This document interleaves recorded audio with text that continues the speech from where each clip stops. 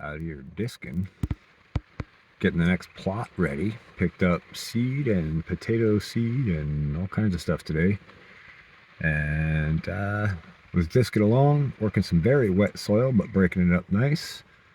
And then I came up to get some fuel and it started raining up. I ever look at the radar and the sky and think, that rain will let up in a minute. And it starts to lighten up. And then it doesn't.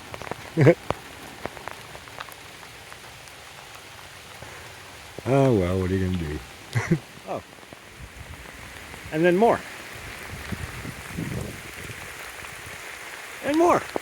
Haha. Isn't that dandy?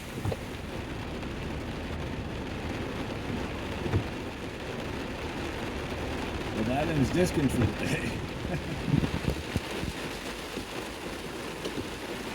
Around the roadways, a couple sprinkles, dry road. So I'm disking this next section for planting prep. I just stopped to look at the raised beds here. Really just moving some rocks out of the way. But we had some really heavy rain yesterday. I'll share a clip of that. And obviously this flooded out, puddled up. This is another great example of why raised beds are so beneficial, especially on flat land. It's heavy clay soils like we are here, where you have these little dips. You're going to collect large puddles, and they're going to stand for hours, if not days, depending on the rain event, the soil type, etc. So it's really nice to have your roots of your plants up above that saturated area, because one thing that's super important for crop health and vitality is oxygenation and carbon dioxide available to the root systems.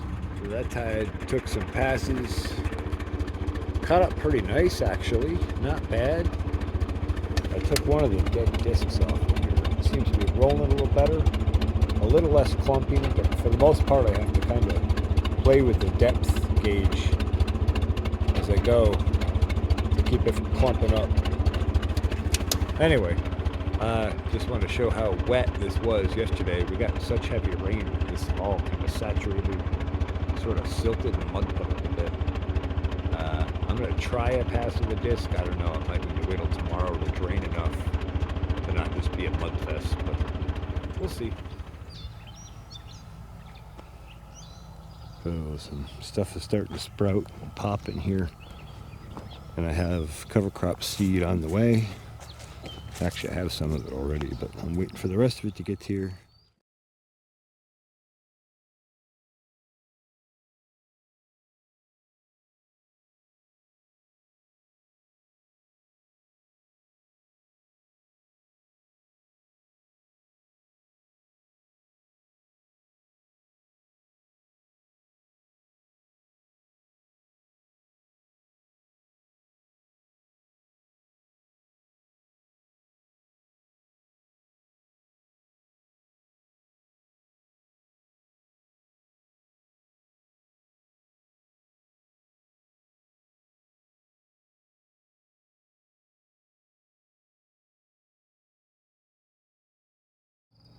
Well, another day, another turn and burn.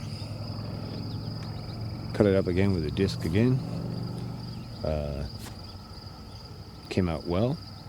I was surprised with how muddy this was over here, that it even cut with the disc, that it didn't just start digging and have to lift the disc and try and get the machine out.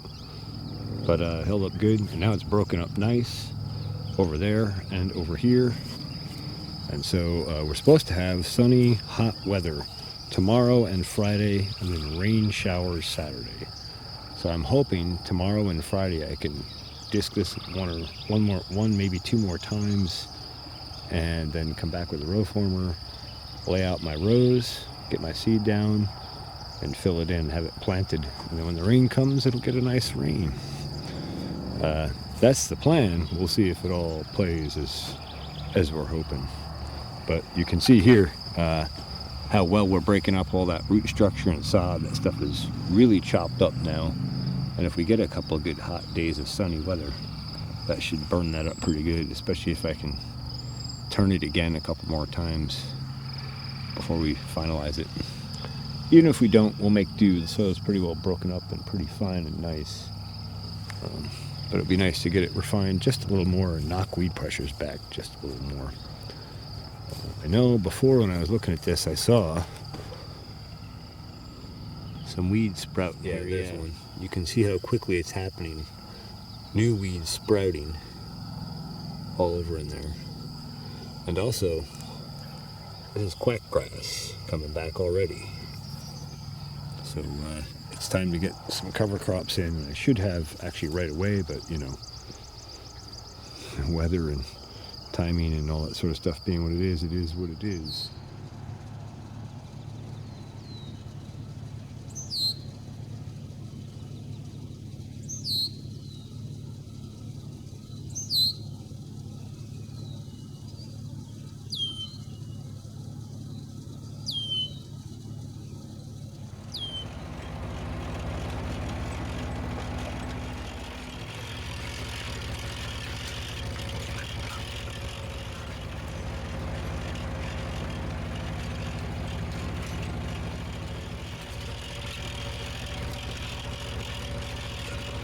So not wanting to struggle with hand seeding and trying to get it even again, although I have to say I did pretty well in the buckwheat last year. I picked up a seeder. It was some money I really didn't want to spend or really have to spend, but necessary to do the job. And I'm going to test it out and at the same time get down some more calcium sulfate on the first planting of potatoes. So I got a 40-pound bag in here. It's pelleted. They say pelleted 3 to 5, 10 to 12 foot spread. So I'm basically going to run the second row in on each side and try to shoot everything down with calcium sulfate. Then I'll come back and light graze it with the row former to push it in toward the rows a little more and to work it into the soil a bit. And then I'm going to come back and broadcast some cover crop seed. I've weighed out 20 pounds of buckwheat and like 2.8 pounds of daikon radish. So we'll throw those down on top after Friday, June 13th. Out front doing disking, getting ready to plant potatoes. Just dropped the disc, switching out for the row cutter, and stopped to have a look at the hives. And holy cow, a little warm weather and sun and they can fly. And man, look what they can do. It's probably 75 or 80 degrees, but it's been kind of overcast, so not too hot. Beautiful weather, really. And they are taking advantage of it, as am I. Okay, well, it got dark last night before I could get any more video. So I did extrude these rows up about 8 or 9 more passes last night, something like that, maybe 7. And then I just did one more pass this afternoon. We got a bunch of rain overnight. Not too much apparently, because we don't have heavy puddles and like muddy saturation everywhere, but we got enough rain to really wet things up. And so I came back out with the bed former and gave this another push up. And actually our beds are formed up pretty nice now. And I got to come back and like finish up these ends and clean them up a little bit. But I've brought the seeder back with me, and we're going to do some cover crop seeding. And I'm going to come back and do a real light pass with the row former just to kind of disturb the soil and help firm the seed in, basically. And then we're going to move on. I'm going to do some cover cropping up on the other block in the back more. But we'll get to that when we get to that. I did try out that seeder last night with the calcium sulfate. It worked okay. I just want to get a shot of this buckwheat seed that came and reseeded from last year. Oh, were you waiting for me to elaborate? Yeah, it works. It's definitely designed for lawns with nice hard surfaces. These rows are in a little better shape now than they were last night, but it's still fairly rough soil, fairly uneven, and it definitely does not push well at all. So I found it worked better when I turned it around and pulled it behind me. But then it's got that kickstand on it, and it kind of needs to sit at a certain angle. So I ended up having to lift it behind me. I basically ended up putting myself in a full Nelson and dragging it down the row. Not ideal. But I ran the bed former back through again today. Things are a little smoother. And the seed that we're going to put in is a lot lighter than the calcium sulfate, which is basically rock, gypsum rock. So I'm hoping it'll function a little nicer today for seed. But we'll find out. I bought a box of seed with me. And I got more white clover seed coming, but we got a half pound of that here. We got a pound of red clover here. I'll be getting more of that in the future. Got a 3 or more pounds of yellow sweet clover in the bottom bag there. This is 7 pounds of buckwheat for the upper block. And this is 20 pounds of buckwheat for the potato block. So, oh, and there's, I think it's 3 or 4 pounds of daikon radish seed in the bottom there as well, which will also go in this block. So, I'm going to give it a try. We'll see what it does. Same thing with the seed. Basically have to drag it behind me with this stupid kickstand grabbing the dirt on you. And then, of course, when you get down to the end of the hopper, it ends up lean. You end up having to drag it like this so it doesn't catch. And that makes it lean away from the hole where the seed and fertilizer are supposed to fall through. Not a great design. Of course, getting the seed setting right. Left a good spill of seed here. Probably lost a quarter, maybe half a pound of seed here to that. So, not super impressed. Groundwork Pro Series. Professional what?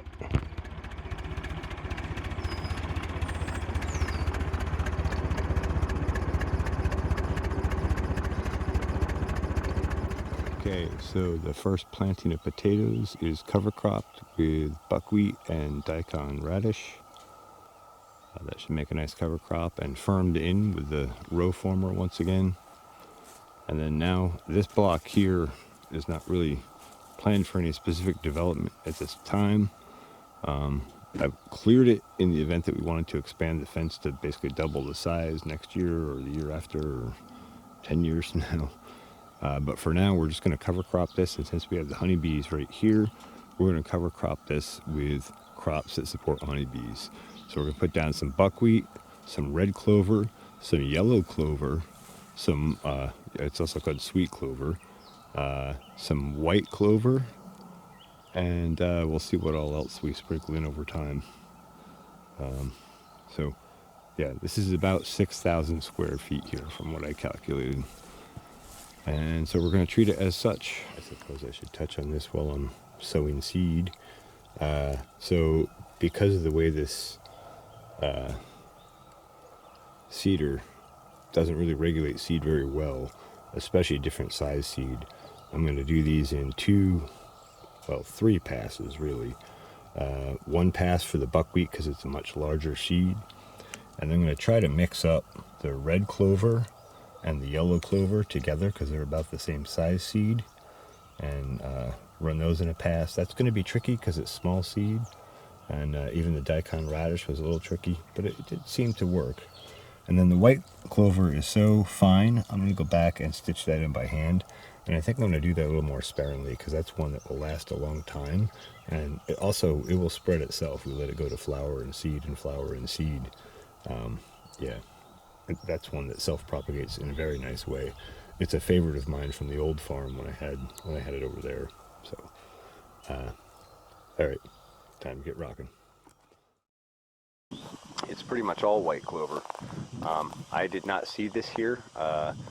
There was a little bit seeded over in this area over in here, and either it's spread on the mower or it's spread by birds or something else. I don't know, but just in mowing, I gave it an advantage to take the space back, and you can see it's actually filling in quite thickly and quite nicely, and it's continuing to spread through here. And you'll notice that I've actually let it go to full into flower and produce seed here on the stalk, so that it will continue to raise. So that actually went reasonably well. Firmer ground is nice. It's still rough. but it rolls much better when it's not cut up and the soil is so soft.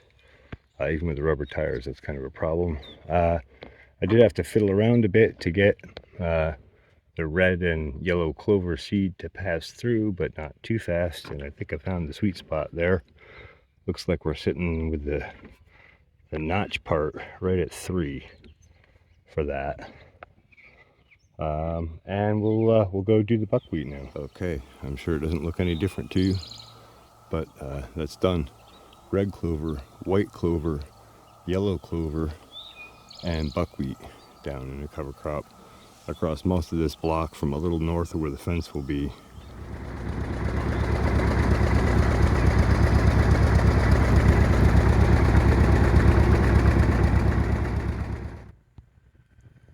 Miss Ellie Cat showed up again tonight.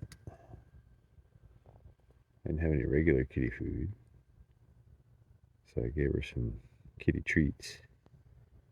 A little bit of cream. Look who I introduced to Kitty Nip. And who has found it quite heavenly. Are you a happy kitty?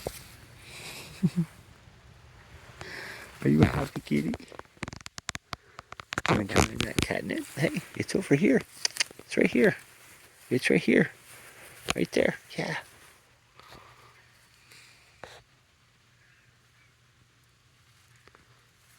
Do you like that kitty nip?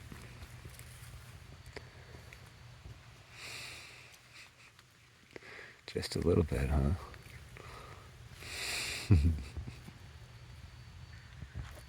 Okay, I'm gonna let you play now. Sunday, June 15th. Happy Father's Day to all the fathers out there. And wow, look at the bees cranking today. Holy cow. Here's where it starts to really ramp up.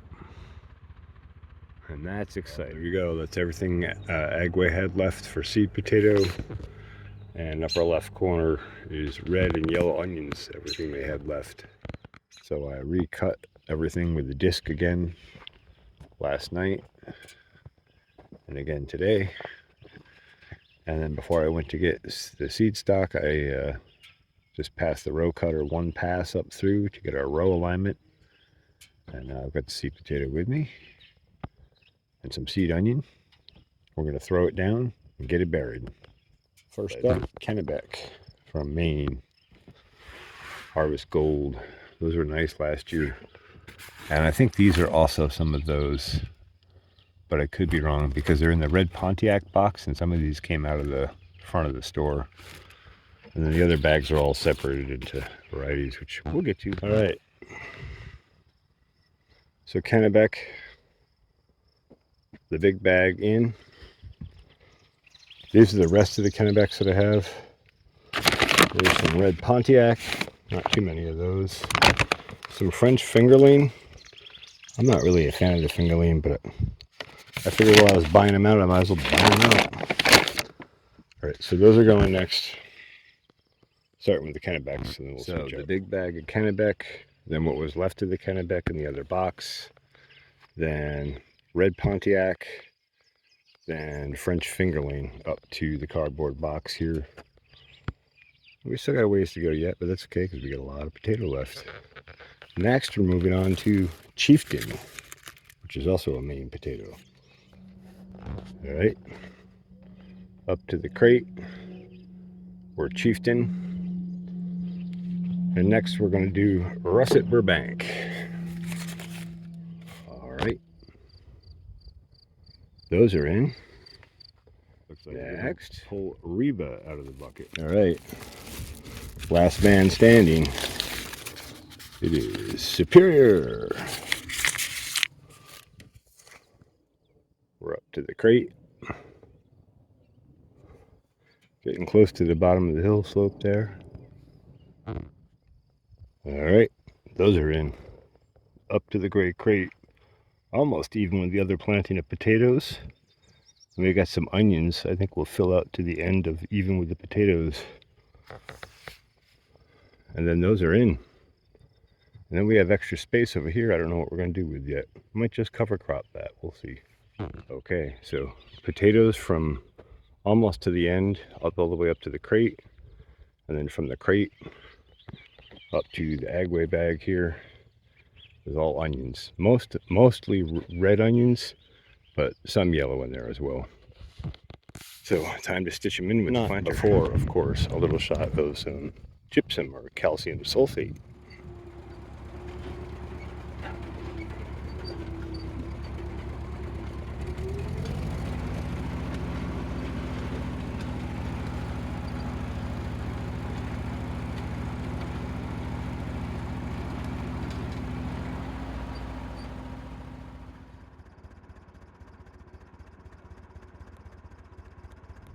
Well, that's it. Second planting of potatoes is in. Onions too. You always reap what you sow. Okay, we got rain forecasted for the next couple days. Actually supposed to start in a matter of an hour or less from the radar. So I'm trying to get some cover crop seed down here. It's Monday, June 16th, 2025.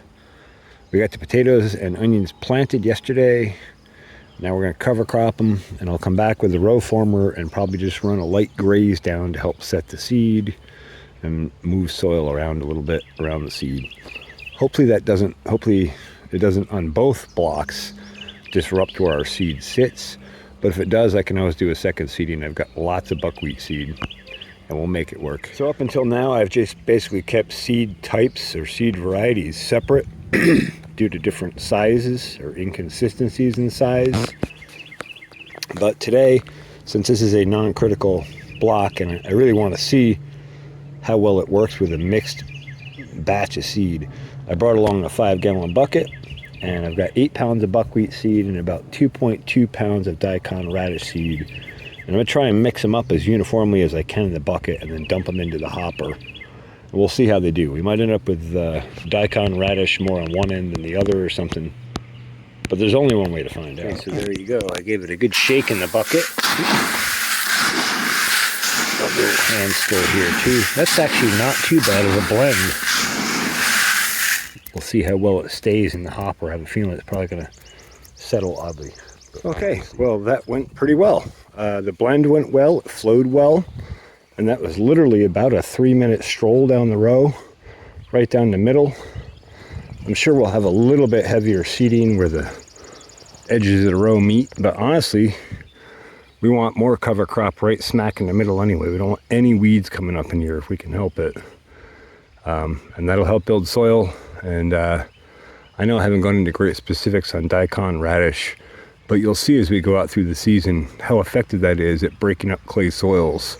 And one of the really cool things about daikon radish is that at the end of the season, there'll be this gigantic radish, a couple inches around, deep in the ground. It's drilled a hole in the ground, and then over the winter, that'll rot. It'll die back and rot, and as it starts to rot out in the spring, guess what? That provides nutrients and sugars and all sorts of nutrition, very high in nitrogen, for the spring flush that happens. So not only does it open holes in the clay soil, but it provides a nutrient source for the following season for the plants that are growing there, whether it's cover crops or regular crops or whatever. So I'm going to go grab the row cutter and give this a short, shallow pass just to help firm that seed in. And then we have rain coming. That should trigger all these cover crops up nice.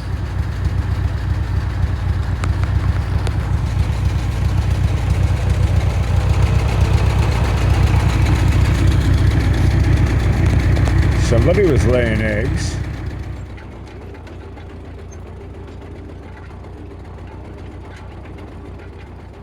So there we are. That's all cover cropped. Just ran one pass with the row former up through. There's still a good bit of visible seed here. I guess I'll just give you a peek. Yeah, you can see buckwheat seed standing out pretty well. And here's some radish seed. Boom, boom, boom, boom. So pretty even distribution, and I was able to run right down the middle between the two rows, and it did actually broadcast over top of the rows, so that worked out real well. The fresh bed form with a nice hard soil base underneath in the middle there, where we didn't get all the way down with the disc or plow, actually helped. It gave me something to run the cedar on that it would roll on nice. So I was actually able to push it in front of me forward, which was nice. And over here, we're just waiting on germination. Except I do have to come back and foliar drench both of these.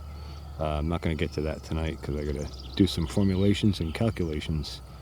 But sometime along with the rain in the next couple days, I'm going to hit this with a foliar drench, inoculant, the whole deal, and then it should be set. And then this I just disked up quick with a disc since I had it back on, just to cut it up one more time, break it up one more time, knock weeds back one more time. And then I cleaned up where the roadway typically should be here, and I cut that up with the disc as well. And I moved all that stuff that was right in the roadway that was left over from the burn out of the way so I could disc it. And also now I can get to it with the truck to truck it out of here. So I'll be doing that. And I'll probably cut this up another couple times, and then I want to seed this whole roadway. So I mentioned earlier in the video that I was waiting on clover seed, and it is here. I'm not going to get it down probably before the rain, probably to go after the rain. And I got some soil prep to make sure it sets nice. But I'm super stoked. This stuff does amazing things. Between our blocks here, because white clover keeps a nice short base. It's a nitrogen fixer, and it'll help dominate and keep out weeds like quackgrass and stuff like that. So always a reason behind what I'm doing, usually at least 3 reasons behind what I'm doing. I really like that symbiotic advantage we get. As its digestive system. If we feed forages to a dairy cow, how much energy does she get from those forages? 0. The cow doesn't get any energy from hay. The cow doesn't get any energy from grain. The cow is really getting her energy from the byproducts of microbial digestion in her rumen. So what happens is in the rumen, in this fermentation vat, you have bacteria, you have yeasts, and you have other microorganisms digesting the carbohydrates, digesting the fats, digesting the proteins that were present in these feedstocks, and breaking them down into the soluble components, which are your monosaccharides, your simple sugars, the amino acids, and very importantly also the essential fatty acids.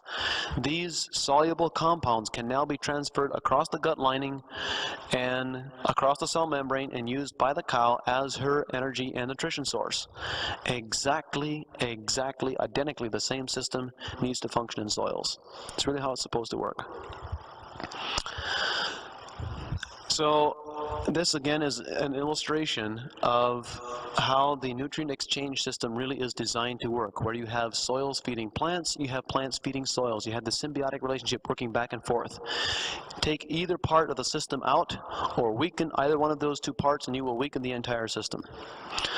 So I'd like to talk briefly about the different plant reproductive cycles and the various plant hormones. I find it very interesting that many of the plant critical points of influence are based directly and are directly linked to the various stages of reproduction. And essentially, we have a couple of different reproductive cycles based on different types of plant growth. As I described earlier, we have the 4 main stages, the 4 kind of overarching stages that apply pretty much across the board to all different types of crops. You have planting, framing, filling fruit, and finishing fruit. For the moment, I'd like to really focus on the annual crops. So on the annual crops, at planting, our primary considerations at this stage are we want to have very strong, vigorous growth, strong establishment. We want to build really strong root strength. And on the grain crops, all of the grain crops, the cereal grains and corn, for example, are determining a great level of their embryo development at this stage. As I talked about the corn developing the number of ears that it could potentially have at the 9 to 12 day stage, much the same holds true for a lot of the cereal grains. We hit it. But so here we go take a look at what happens, this corn had that accelerate. I'll have to take a look in the chart, but it was fairly early on in the stage of growth. And so, for example, you can see, I'll step back here, you can see the row right next to the carrots is tremendously darker, it's taller, its tassels are more filled out, its leaves are bigger, its leaves are darker, and it doesn't show deficiencies like some of this other corn does.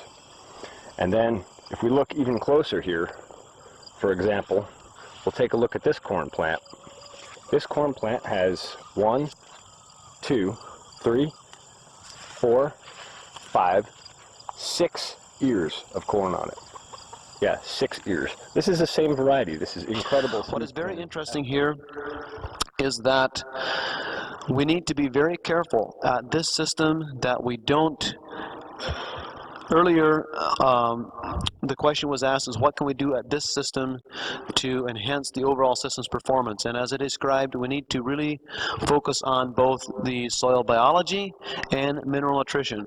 What often happens at this stage in conventional systems is that they will use soluble fertilizer type compounds that help that plant get established very strongly, very well, but in the process they sabotage the soil microbiology and effectively shut it down for the rest of the growing season.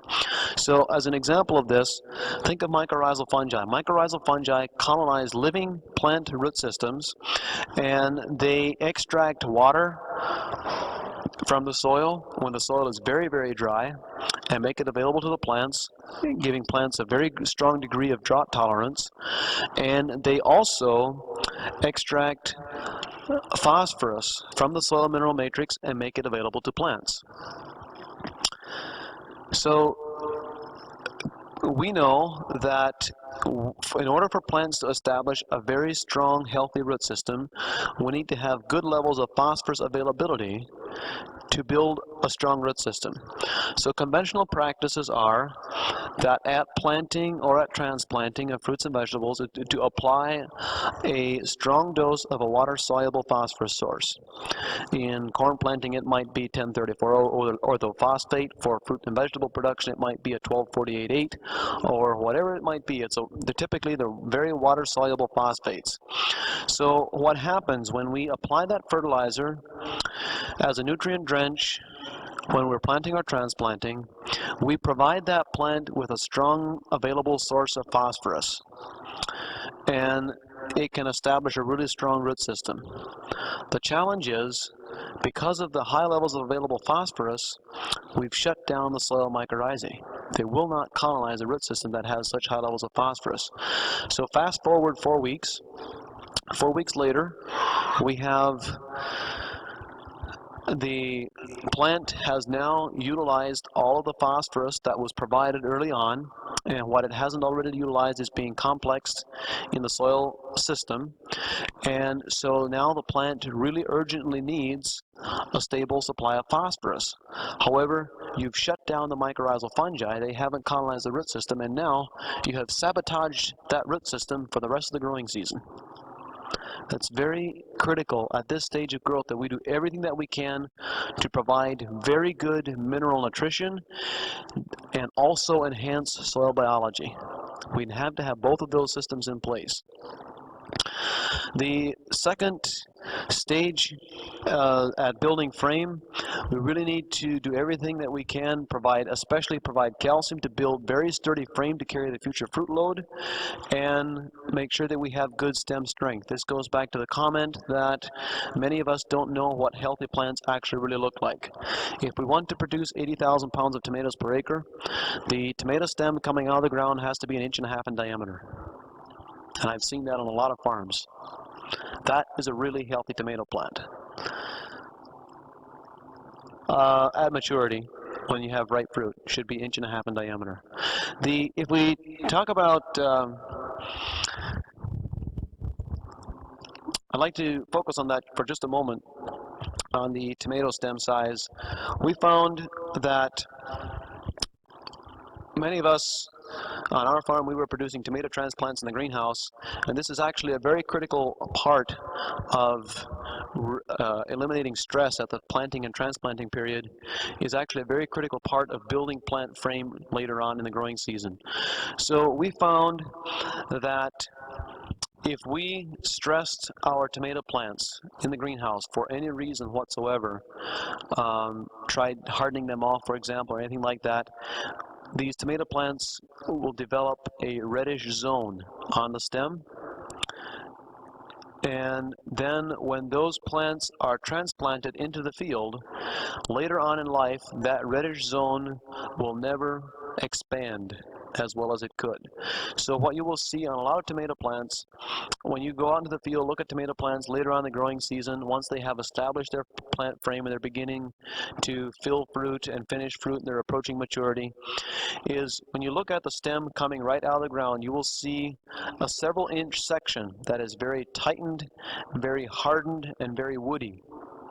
And that is that section of stem that was stressed when that tomato transplant was still in the greenhouse. When you go up above that section, all of a sudden the stem will expand and it'll be a lot bigger. It won't be nearly as hard and woody, and it'll look a lot healthier. That is because that hardened zone, that stem is essentially your nutrient transport pipeline, in which the plant is sending sugars down to the root system, it's extracting minerals and taking them back up into the upper part of the plant. And if you limit that by stressing that transplant, you will never achieve the total plant health that could be possible, and you'll never get to 80,000 pounds of tomatoes per acre. It's not going to happen. At this stage, it's very important that we have adequate calcium to build all the cell membranes. I know I must have mentioned this at least a half a dozen times already. But what is quite interesting is that inside the plant, calcium does not move around inside the plant. Since calcium is used to build the cell membranes, it is not mobile. Once it has been taken into the plant and used to build the plant cells, it stays stuck right wherever it is. So what this means in practical terms is that we need to have a continuous available supply of calcium throughout the entire growing season. Commonly, a lot of crops will have adequate levels of calcium to supply their needs early on. When the plant is 6 inches tall, it doesn't need a lot of calcium. When the plant is 2 feet tall, it needs a lot of calcium. And if the calcium isn't there to meet its nutritional requirements, the newer leaves, the newer cells that plant is developing will have inadequate levels of calcium, even though the older leaves at the bottom of the part of the plant might have plenty of calcium. So that is actually a shortage. If you have a calcium deficiency, it will always show up on the new growth first for that reason. The third stage... The cover crops are a great example of that. We're building soils that way, and we're helping support the bee colonies, helping them build honey and nectar and resources and pollen, and they're helping enhance the plants in their nectar and pollen collection, which actually helps enhance the soil even more. And then, even worst case scenario, if the deer come in here and devastate the cover crop, they're going to poop here. So they're going to bring in biology and nutrients also. So it's a win-win-win-win-win situation. And that's what I really like to see in farming. It's a pretty nice way to guarantee some beneficial result out of the work and energy and planning and time you put into doing things. I hope you found this interesting or informative. Thanks for watching the Pharmacy Seeds Network.